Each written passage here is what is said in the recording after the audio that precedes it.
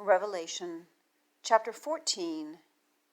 Then I looked, and there was the Lamb standing on Mount Zion, and with him were 144,000 who had his name and his Father's name written on their foreheads. I heard a sound from heaven like the sound of cascading waters and like the rumbling of loud thunder. The sound I heard was like harpists playing on their harps. They sang a new song before the throne and before the four living creatures and the elders. But no one could learn the song except the 144,000 who had been redeemed from the earth. These are the ones who have not defiled themselves with women, since they remained virgins. These are the ones who follow the Lamb wherever he goes. They were redeemed from humanity as firstfruits for God and the Lamb. No lie was found in their mouths. They are blameless. Then I saw another angel flying high overhead with the eternal gospel to announce to the inhabitants of the earth, to every nation, tribe, language, and people. He spoke with a loud voice, "Fear God and give him glory, because the hour of his judgment has come. Worship the one who made heaven and earth, the sea and the springs of water." And another, a second angel followed, saying, "It has fallen, Babylon the Great has fallen.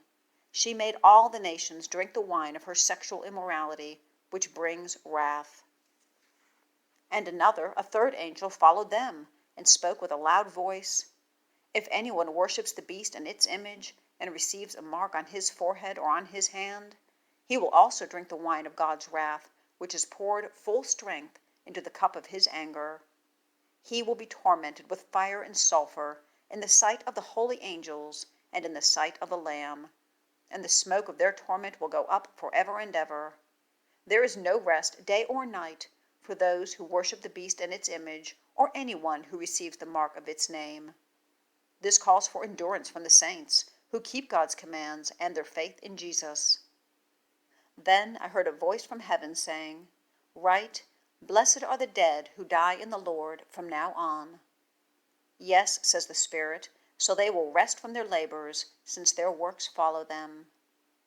Then I looked, and there was a white cloud, and one like the Son of Man was seated on the cloud, with a golden crown on his head, and a sharp sickle in his hand. Another angel came out of the temple, crying out in a loud voice to the one who is seated on the cloud, "Use your sickle and reap, for the time to reap has come, since the harvest of the earth is ripe." So the one seated on the cloud swung his sickle over the earth, and the earth was harvested. Then another angel, who also had a sharp sickle, came out of the temple in heaven.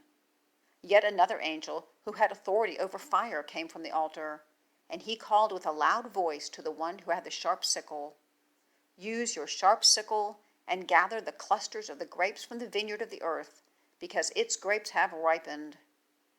So the angel swung his sickle at the earth and gathered the grapes from the vineyard of the earth, and he threw them into the great winepress of God's wrath. Then the press was trampled outside the city, and blood flowed out of the press up to the horses' bridles for about 180 miles.